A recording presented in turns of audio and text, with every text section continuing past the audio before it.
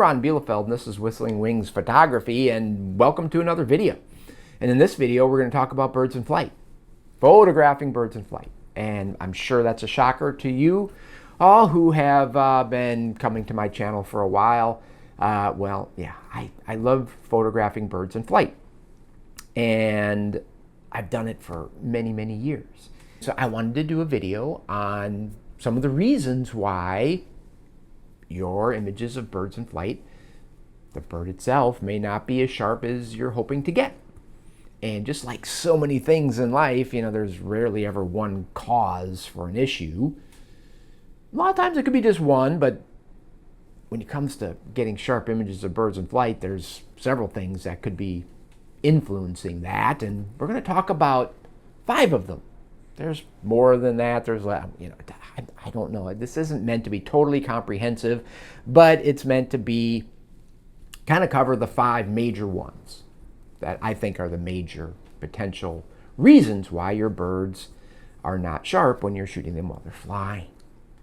And so if you want to learn more about those 5 reasons why and how to identify them and how to minimize those issues with your bird in flight photography, hey, stay tuned.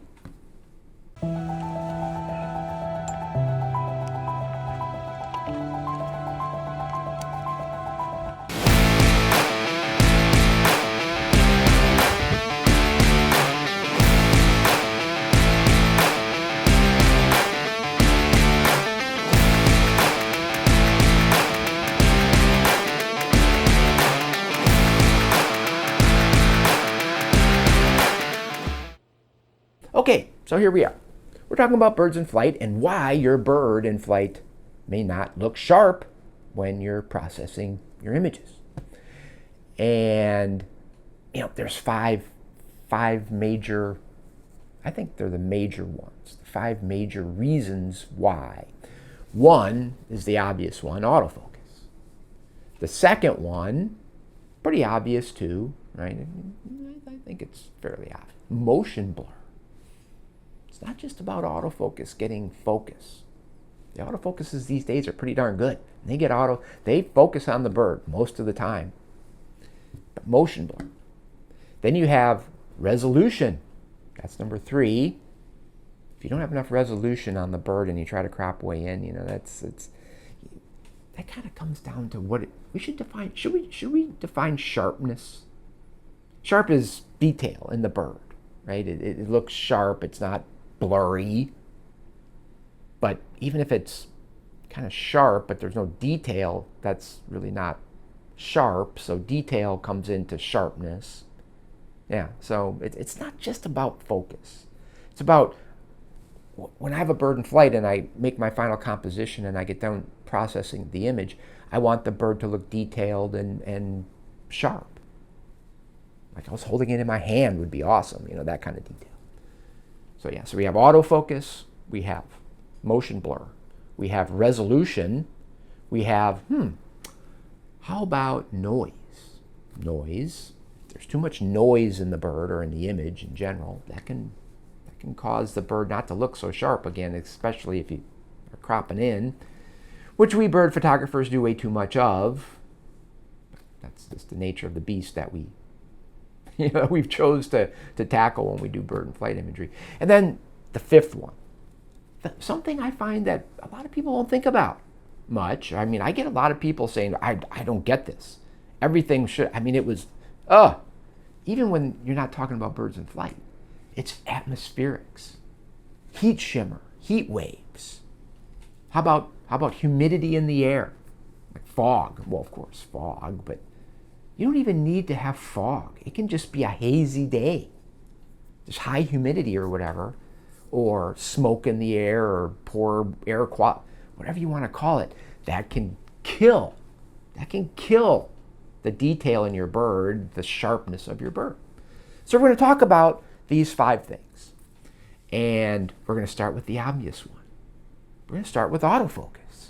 Because if the autofocus of your camera doesn't grab your bird more than we're talking about a flying thing now, an object that's moving fairly quickly, even a slow bird, like a great blue heron or pelican or something like that, versus a peregrine falcon diving at 200 miles an hour, it doesn't matter, they're moving.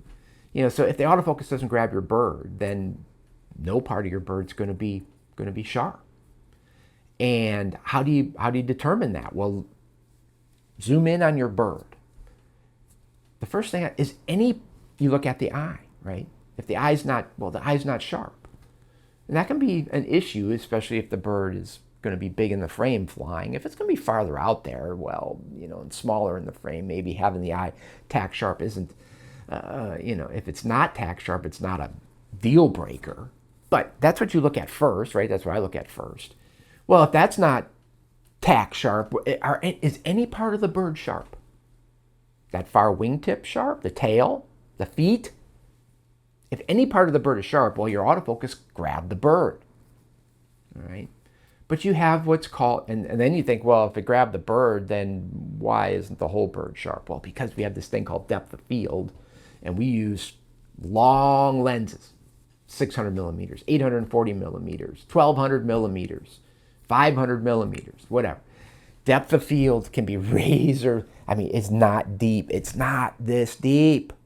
It's really shallow, especially, what affects depth of field? Focal length, distance to the subject, where the camera sensor to, where it focuses on the bird. And then, of course, aperture. The more closed down, more stopped down your aperture, the more depth of field you get, the shorter lens you have, the more depth of field you get, the further the bird is from you, the more depth of field you get. Well, we as bird photographers use very long lenses, and a lot of times we want the birds pretty close, and then now you see what's happening while our depth of field is going like this. So a focus point, your camera focused on the far wingtip. Well, the eye's not going to be tack sharp. But anyway, so you know that the autofocus caught the bird. Hey, if something else in the frame is sharp, but none of the bird is sharp, well, then your autofocus misfocus, like the water in front of the bird or the vegetation behind the bird is sharp, and nothing on your bird is sharp, your autofocus just missed. Hey, and that happens. It happens. Even in this day and age, with all these tracking autofocus systems, all these algorithms that are being run by our autofocus systems in our cameras to identify a bird, it can miss. So then what do we do to minimize the autofocus missing? Well, get really good at panning and pan smoothly.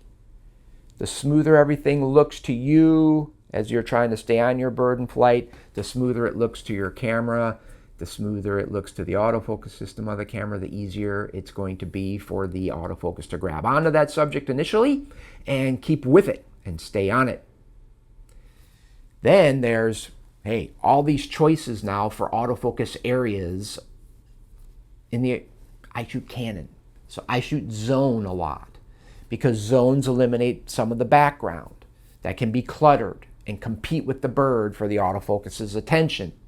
So shoot the right autofocus area, set the right autofocus area for the scenario you're shooting in. If the bird's going to be really big, I've talked about this in other videos when you're using zones. If it's going to be pretty big, you think, in the frame a lot, then use a bigger zone. It's important to have room in the zone for that algorithm of that autofocus to identify something that looks like a bird. If it's too small, the zone's too small, that could be a problem, right? I think people use eye detection when they shouldn't use eye detection. They overuse eye detection.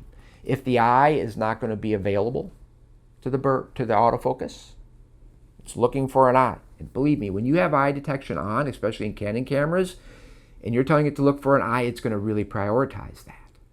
So, if the scenario you're shooting in is a smaller bird in the frame or a small bird and the eye is going to be very hard for the autofocus to detect, but there might be other things in the frame that look like eyes that the autofocus might grab instead, maybe it's best, or the eye's going to disappear. Diving kingfisher hits the water. There is no eye, but there's a lot of droplets of water that could look like eye. Turn eye detection off. or use 3 back buttons, one with eye detection, one without, so you can switch back and forth really quickly. Set your autofocus system up for success for the scenario you're shooting in. We can do that these days, right? So that helps a lot. Depth of field, let's talk about that. Hey, stop down a little bit. You're shooting a 300 2.8, a 400 2.8, a 500 f4, a 600 f4. Well, that's great, and it's great to take advantage of that when there's low light and things like that, and you're shooting birds in flight, and you need to keep your shutter speeds up, and we're going to talk about that next, motion blur. But it can be a problem, because now if you're shooting f2.8, don't shoot f2.8 if you don't need to shoot f2.8. Because now if you miss the eye, or just it gets the autofocus gets the far wing or something like that, man, your depth of field is so shallow. A lot of the bird isn't going to be sharp.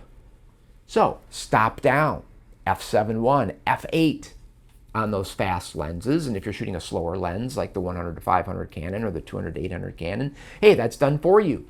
And that can be a benefit, because you can't go to f4 or f2.8. You're at f8 or f9 even. That's good and bad, but for depth of field, like we're talking about here, that can be a built-in kind of positive thing. I got something in my eye. Always, this never happens when you're not doing a video. Okay, so there you go, autofocus.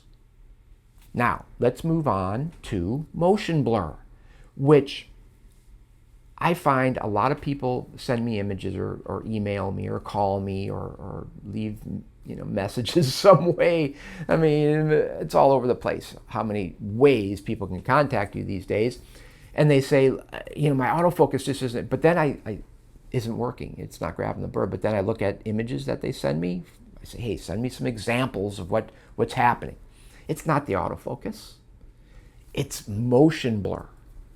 Okay, and some people have a hard time figuring out which is which. Well, when you're shooting a bird in flight, and especially if it's a little bit medium-sized bird or smaller bird, and you captured an image where the bird isn't gliding, it's flapping, look at the wingtips, right? If they're blurry, your shutter speed was pretty low. And I shoot full manual exposure, so I know what my shutter speed is for every shot I shoot, because I'm setting it. And I'm also setting my aperture, and I'm also setting my ISO. So I have full control over everything for my bird in flight shots.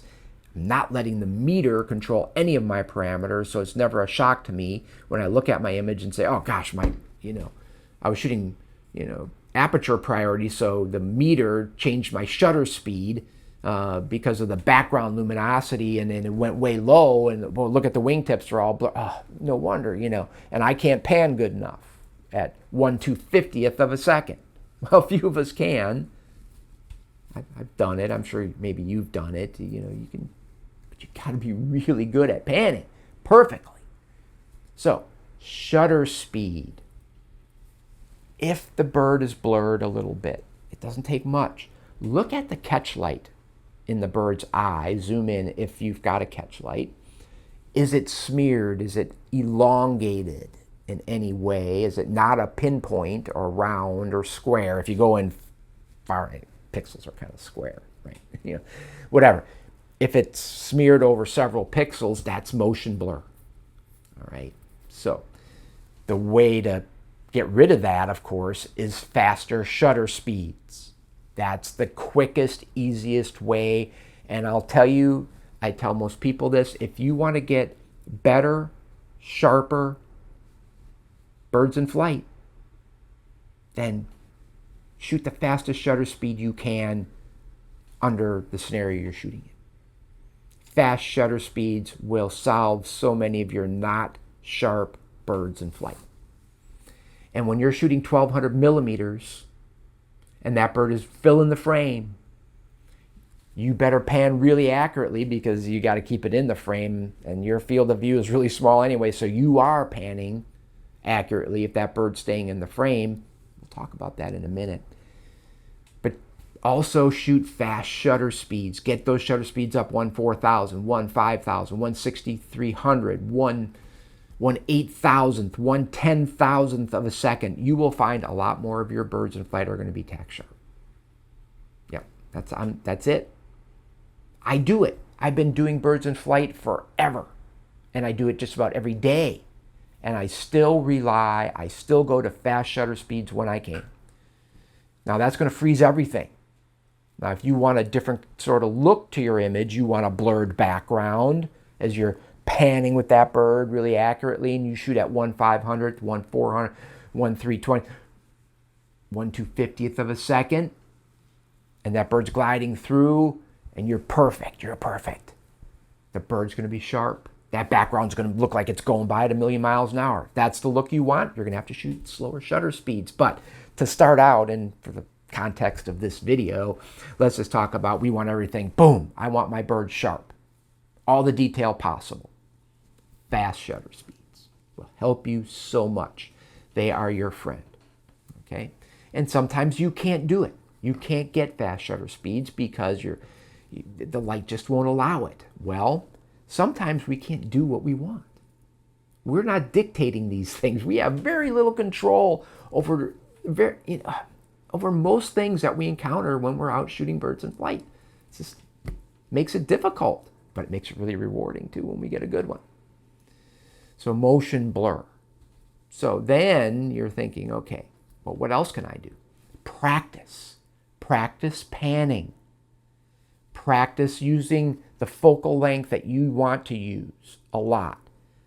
Practice at 600 millimeters if that's what you want to shoot your birds in flight at. Okay. Practice being smooth about it. Image stabilization will help you. Okay. But it can also hurt you. If you're shooting pretty fast shutter speeds anyway, up over 1/4000th of a second, turn image stabilization off. Because if the bird's doing this kind of stuff, that image stabilizer can't react quick enough, and you're shooting 40 frames, 30 frames, 20 frames per second. Some of those frames, that image stabilizer is reacting and trying to change what it's stabilizing and what it's not. It's gonna cause movement in and of itself and blur some of your birds a little bit. So I always turn my image stabilizer off when I've got fast enough shutter speeds.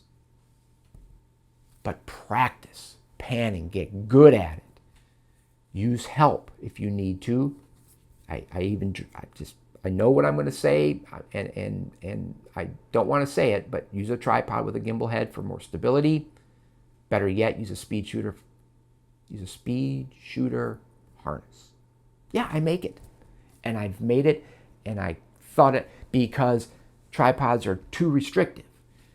But you get tired, and it's hard to be stable over time shooting the long focal lengths that we shoot, the heavy equipment we shoot. The speed shooter allows you to be as flexible and as fast and as efficient as hand holding, just about, but no weight on your hands and arms.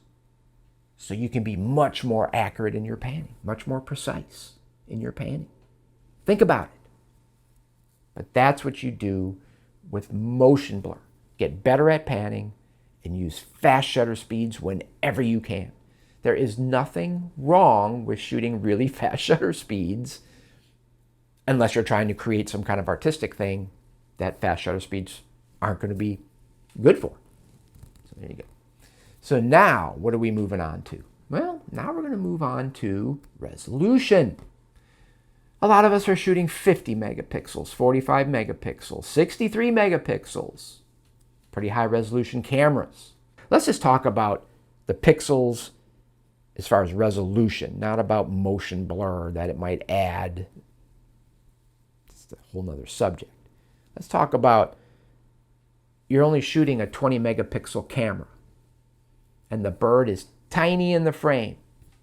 And then you get home and you crop in to make the composition you want, bringing the bird, making it much bigger in the frame.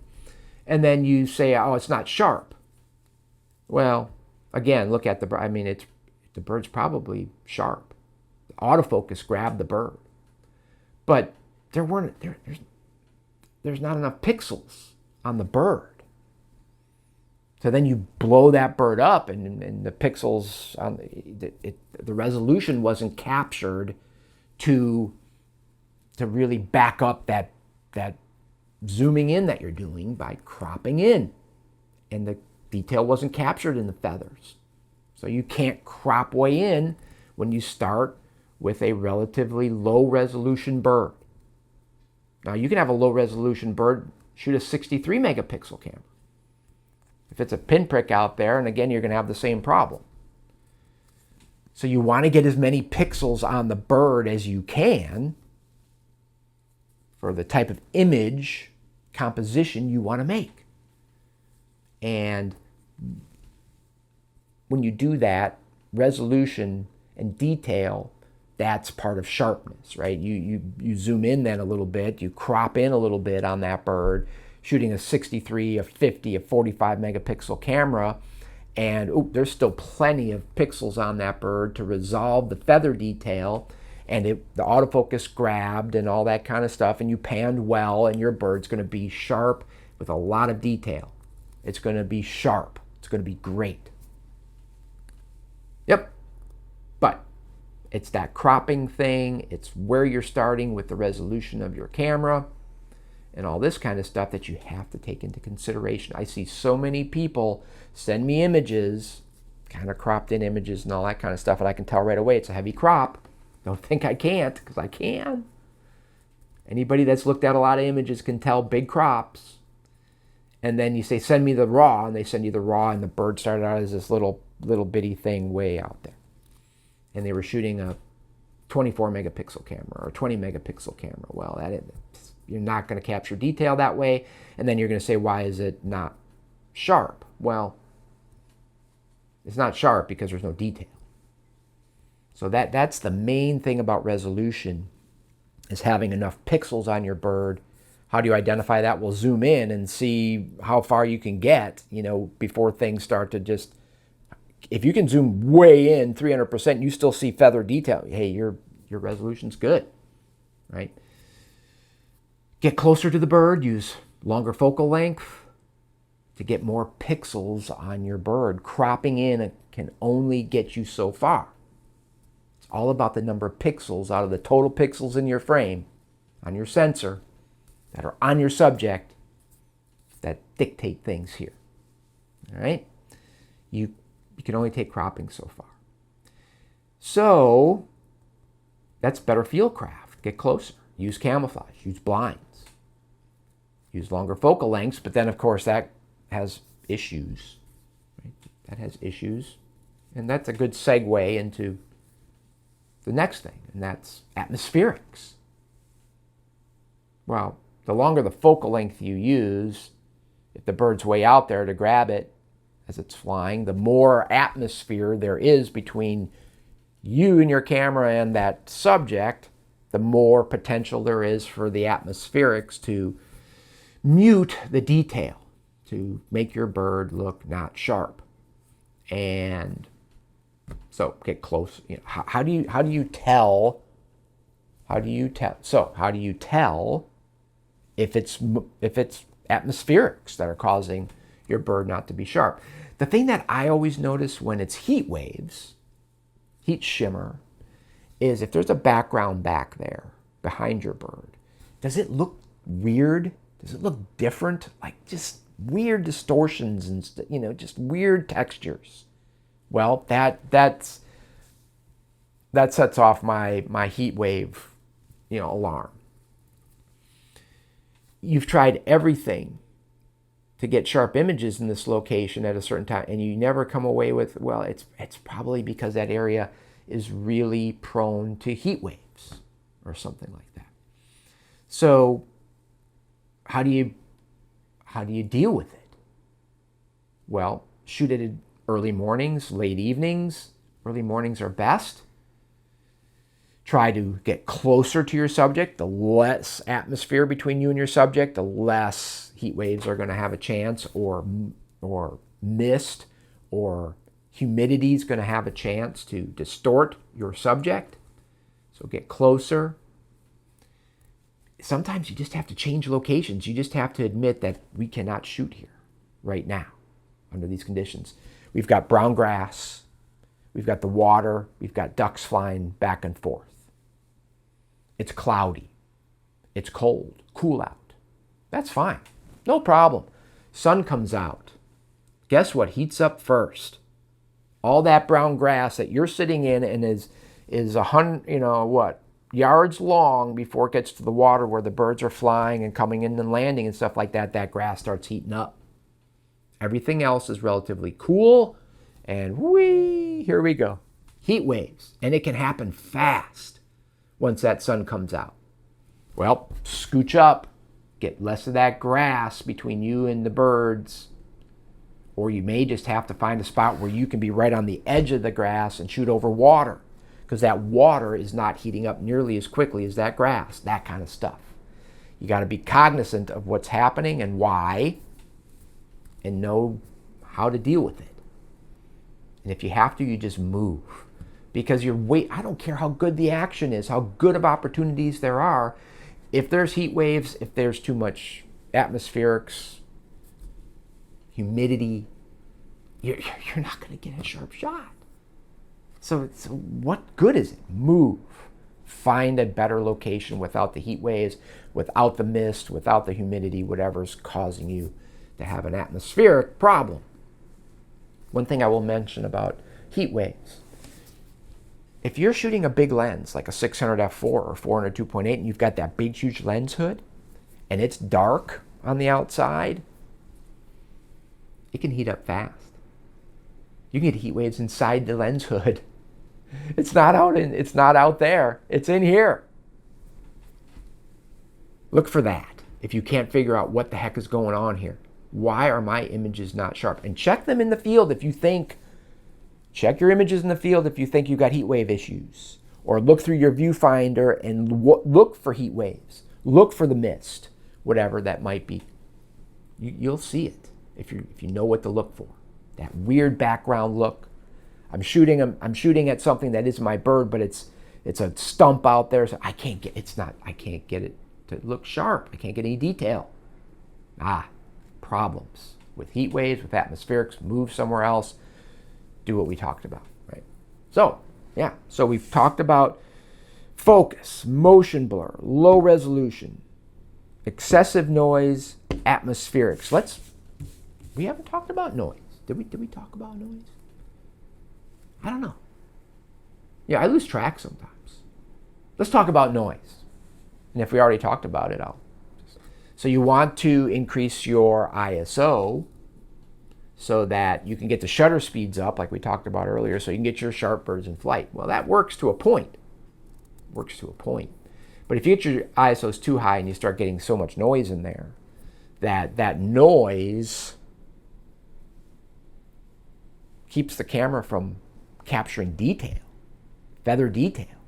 Then you zoom in a little bit, you crop in, and you don't see detail. You don't see the bird looks like mush, looks soft, does not look sharp. It doesn't matter if you run noise reduction, topaz, DxO, it doesn't matter. Because if the camera couldn't capture the detail to begin with, you can remove the noise, you still don't have any detail. The bird's still going to look like mush. And the more you crop in, the worse it's going to get. So noise, yes, increase ISO to a point. It's real easy to know if you've got too much noise. Just zoom in on your picture when you're in post-production and look at if you can see detailed feather. Can you see the barbs? Can you see the veins of the feathers? If you can see that, there's some noise in there, but you can see that detail, then when you remove the noise, there's going to be some, and then sharpen, there's going to be some decent detail on your bird. If you can't see it, if it's just blotchy noise, lots of noise, that's going to be a problem. All right, so yeah, you can only go so far with noise, and especially if you're going to crop in a lot on your bird. So then you say, okay, well, how do I deal with this? At home, shoot images at different ISO settings on your camera with the lenses that you use for your birds in flight, and get to know the amount of noise that you encounter for these different ISO settings so you can figure out how high you can go with your particular camera body, with your particular lens, with how much cropping then you do. So take the pictures, get all the different ISO levels captured, all the different noise levels then, of course, captured. Go in and do your typical crop, typical crop, typical crop. Hey, when I get to 10,000 ISO on this camera, the detail's being obscured. It's not being captured by the camera. I can't go any higher than ISO 10,000 on this camera with this lens with the typical crop that I do. That gives you, so when you're out in the field and conditions are getting to a point where I got to go above 10,000, I just might as well stop. The light's not good enough to do birds in flight anymore, to capture the detail I want, or I'm willing to sacrifice that at this moment because this action is so good with this species that I've never seen and I'm never going to see again. Well, yeah, that's an extenuating circumstance. You can get away maybe with your birds not being so sharp, not having as much detail. But you've got to learn what your camera and lens and you can do, and then how much noise you will tolerate and how much not sharp or lack of detail you're willing to accept in your birds in flight. Because we're all different in that respect. Some people can't stand any noise, can't stand anything but the sharpest, most detailed bird in flight, period. No problem.